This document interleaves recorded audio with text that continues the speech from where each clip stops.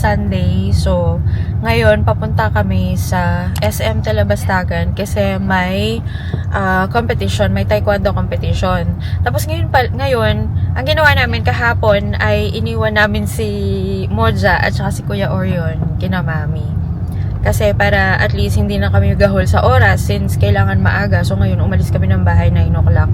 Kasi ang call time or ang entrance ng mga players 9:30. Tapos yung parents pa, syempre. So, umalis kami. Dito na kami sa may Bulaon dumaan. At ganito pala yung feeling kapag wala kang mga maliliit na bata na kasama. Yung solo lang si Kuya Yil. Kasi hindi pa namin yung na-try ever. Diba no? Parang hindi pa natin na-try na ganyan na So, mula kahapon, nung naihatid namin sina Orion. So, ganun pala yung feeling kapag parang isa lang yung anak mo, tas nagbibirata na.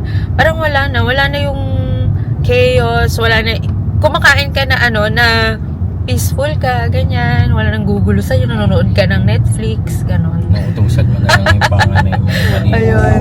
Sabi mo, gigisingin mo na lang kasi, breakfast na, ganyan, Tapos maliligo na siya, alam na niya, maliligo na siya, mag-isa, pero prepare niya yung gamit niya. Tapos yun, kami, ganito, wala kaming inasikasong naka-car seat, wala kaming dalang mga ekstrang gamit, ganon, para sa bata. So kami lang talaga. So parang, alam mo na, kasi instruct mo na lang siya, ganun. So, pero mamaya, back to normal na naman kami pag uwi. Ayan. So, let's go muna sa SM Talabastagan. Yan, dito tayo sa Bulaon.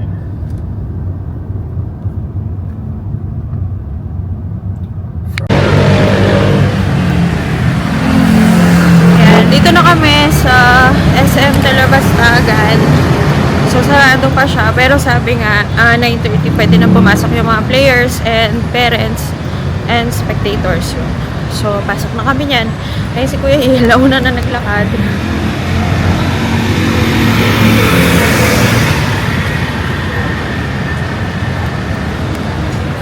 Then si Papa, may dala mga upuan. Kasi ganun daw talaga kung nagtataekwondo. Wala mga upuan. Ayan. So, may dala siya upuan tsaka cooler.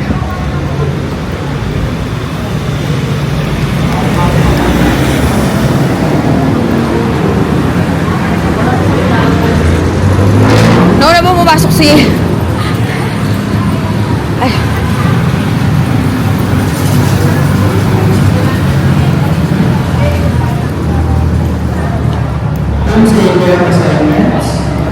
Point 1. All yellow back training.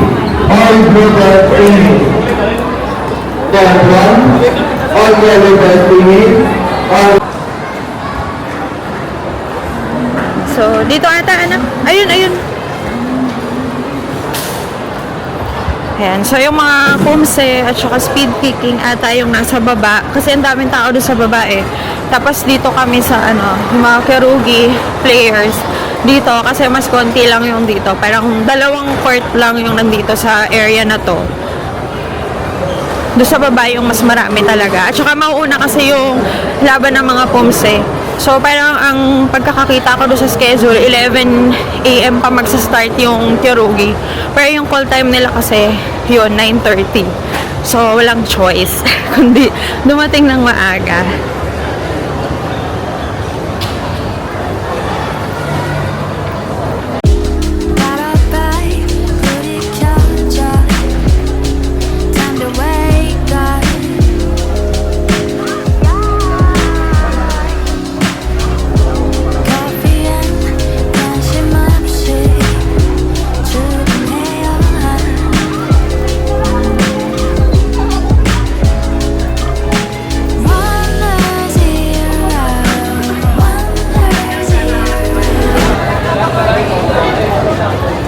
Nakasettle na kami dito ni Papa.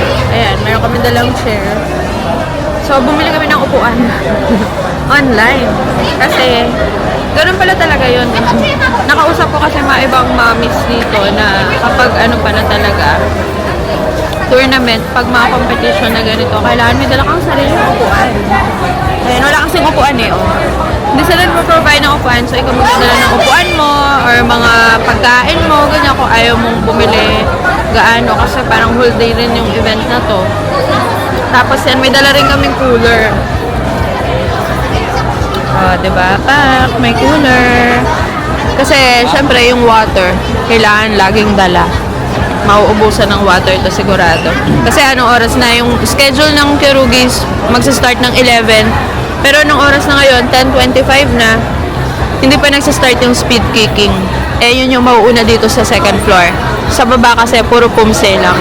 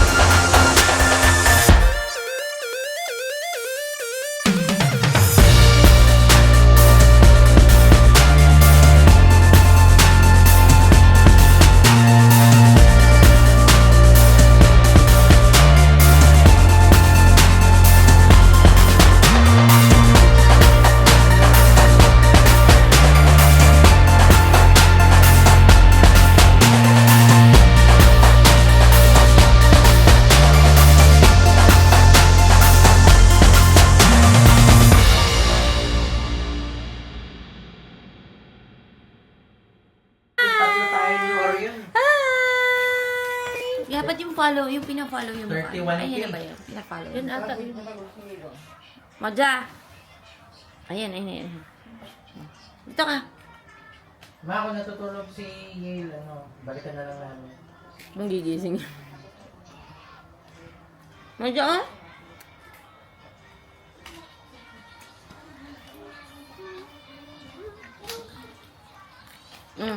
Madja! Marge! Hindi, heart! Ayan yung nagmano sa akin, be. Yung, yan, na. Yung pinost. Tsaka yung isa yung mababa. Yung nakaganon yung ano. Ayan, so finally natapos rin yung regional na event kahapon. So ngayon lang tayo nakapag-vlog. Sobrang pagod namin kahapon. As in, hindi na kami nakapag-dinner. So lahat kami bagsak. Tapos yung, alam mo yung feeling mo na pagod ka kasi whole day kang naandun sa event. Actually, nung natapos lang yung game ni Kuya Yil, ayun, umuwi na kami kasi hindi na rin namin kaya. Sobrang, ang aga namin nagising for preparation. Tapos medyo late kasi kami nakatulog nung Saturday night. Syempre, Netflix pa. Ayun. So, ayun nga. So, ito yung second time na sumali ni Kuya Yale ng regionals. Meron kasing mga regionals noon sa may Marquee Mall na hindi namin nasalihan kasi may conflict sa schedule. So, meron yung time na bumiyahe kami ni Orion. So, hindi naka-join si Kuya Yale kasi hindi naman kaya ni Papa na isama si Moja. Tapos, magbabantay siya. Syempre, kailangan na magte-take ng videos, ng photos, ganyan. So, yun. Yung first kasi na nasalihan ni Kuya Yil, hindi ko actually na-vlog dito. Although, nailagay ko siya sa TikTok. So, dito sa YouTube, di ko siya na-vlog. So, yung first namin na regionals was at Robinson Star Mills dito rin. Malapit lang sa amin. Kaya talagang sumali na kami.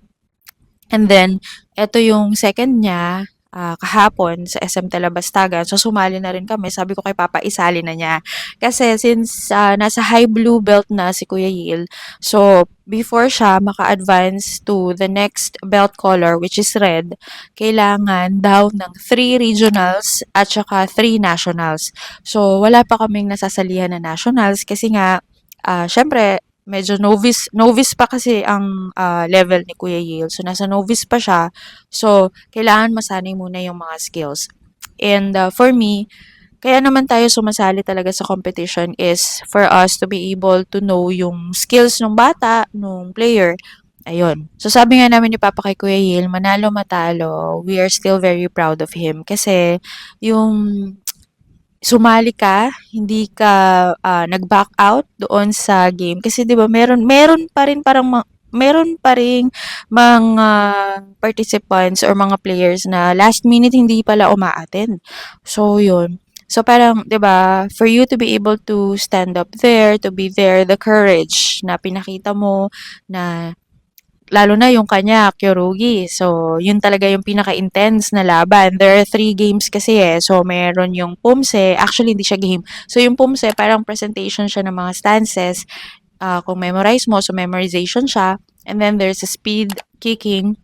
So, yun, papakita mo rin yung skills mo doon sa pagsipa. So, kapag daw novice, parang 40 kicks in 30 seconds. So, papakita mo talaga kailangan mabilis ka.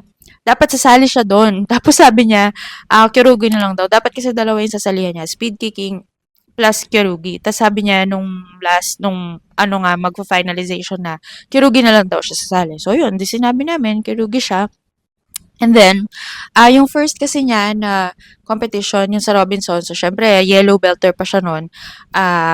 First time niyang sasali sa Kyorugi, syempre yung kalaban niya, hindi naman same ng chapter or same ng training gym, which is the PTTC or Pampanga Taekwondo Training Center. So, iba-iba yan. So, mix yan ng buong Region 3. So, ang nakuha niya doon ay bronze. So, kapag bronze, third place yun. So, yun yung unang game, bronze. Unless daw meron, so yung nanalo, siya yung lalaban doon sa next, which is doon nila paglalabanan yung gold medal. So, bronze ang nakuha niya. And then, nung sumali kami, yung sa palarong panglunsod, dito lang sa San Fernando, so, ang nakuha naman niya, silver. So, silver ang medal niya doon. And then, Kaya siguro feeling ko kaya kasi nakakuha siya ng silver. So feeling ko kaya gusto niya Kyorugi ulit yung salihan niya dito sa regionals. Tapos ito nga naka-bronze ulit siya. So pareha sila yung blue belter. So siguro mas sanay lang talaga yung kalaban niya na lumaban kasi nga ito pa lang yung pang second namin. So in every fight naman, syempre natututo yung naglalaro. So, since second niya pa lang to. So, sabi ni Papa, sa next daw kapag meron ulit regionals or nationals, ganyan, sali ulit siya para at least yung skill niya ay nag-up level siya. Kumbaga, nag-upgrade siya ng kanyang level. Ayun, sa skills. Ayun. So, anyway, yun nga, sabi ko, so kapag sumasali sa mga games na ganyan, manalo, matalo, still, we have to support our kids. We have to support our child. Kasi, yun naman talaga yung nagpapalakas ng loob nila na sumali, yung support. I remembered meron nga mga bata na kapag natalo sa game, umiiyak talaga sila, lalo na yung mga first time na sumali sa game. So, si Kuya Yale naman, so far, di ko pa naman siya nakitang umiyak. Pero, he's still very proud doon sa medal niya. Tapos kahapon meron ako nakita, siguro first time niya sumali kasi yellow belter siya. Hindi lang ako sure kung taga saan siya eh. Kasi normally naman, kilala ko or alam namin yung mga taga same gym namin. So, not sure ako kung saan siya. Tapos, parang yung game niya na yon. So, ang kalaban niya is blue belter. So, siya yellow. So, syempre, very novice pa. Baka nga yun na yung first game niya pa na sinalihan or first regionals na sinalihan niya. So, sabi niya, parang naka one kick lang. So, yung score niya is 1 lang. Compared doon sa opponent niya. Tapos, narinig ko yung mommy sumigaw. Sabi niya, okay lang yan, kuya. Congratulations, sabi niya. So, yun, nagpalakpakan. Pati kami nakisali sa palakpakan. So, di ba, yung support ng mommy niya, yung support ng family niya is very good. Kasi, kahit na natalo yung bata, okay lang, 'di ba? Parang pinalakas pa rin nila yung loob na okay lang 'yan, okay lang na natalo ka, hindi naman importante. Parang bonus lang kasi na manalo ka sa game. Ang talagang tinitignan mo do'n is yung skill mo. So, yun talaga yung kailangan mong improve. So, sabi nga nung kapatid ko, at least alam niya na meron palang kalaban na gano'n, very aggressive. So, sa susunod na sasali siya, matututo siya na maging aggressive. Ang naririnig ko lagi na sinasabi ni coach is always protect your head. So, meaning defense, 'di ba? So, kung hindi ka maka-offense, protect your head. Tsaka dapat kasi talaga maliksi ka do'n. So, siguro yun yung feeling ko yun yung kulang pa ni Kuya Yale, yung mag-training pa siya na maging maliksi siya. Kasi hindi mo naman talaga alam kung sino yung makakalaban mo eh. So, yun. Yun ang kailangan talaga kapag ganyan. Pag sumali ka ng taekwondo or any sport siguro na ganyan, yung may mga fighting, yung may mga defense, offense, ganyan, kailangan talaga mag-train ka. So, yun pa siguro yung kailangan naming dagdagan kay Kuya Yale. Yung mag-train pa siya lalo, especially yung speed niya, yung alertness niya, ayan, tsaka yung defense niya. So, sa offense kasi nakita ko naman na nag-i-improve na siya. Although, syempre kapag mas malakas yung kalaban mo, natural, talagang mas magaling yung skill ng kalaban mo. So, yun. Yun, kailangan namin i-improve yan. And if you want to join pala taekwondo for your kids, ayan, ilalagay ko yung link dito sa description box nung kung taga Pampanga kayo and lalo na yung mga malalapit, San Fernando, kasi yung training center namin ay nasa Vista Mall ngayon. So, yun, kung malapit kayo at gusto ninyo na mag-train yung anak ninyo for taekwondo, then go kayo doon sa official Facebook page ng Pampanga Taekwondo Training Center para makapag-inquire kayo. Or you can also visit sa Vista Mall, San Fernando, San Agustin. So, every Friday, Saturdays, and Sundays. Unless walang event. Dun sa event center yon sa third floor. So, diretso na kayo doon. Pwede kayo mag-inquire kay Ma'am Eileen. Siya po yung nag-aasikaso ng mga nagre-register and everything. So, payments and all. So, yon. Ayan. Kita-kits tayo ulit sa next na competition. Sigurado sasali kami ulit doon. And thank you so much for watching this video. If you have any questions, just comment down below. Kung hindi pa kayo nakasubscribe dito sa channel namin, please consider subscribing. Bye!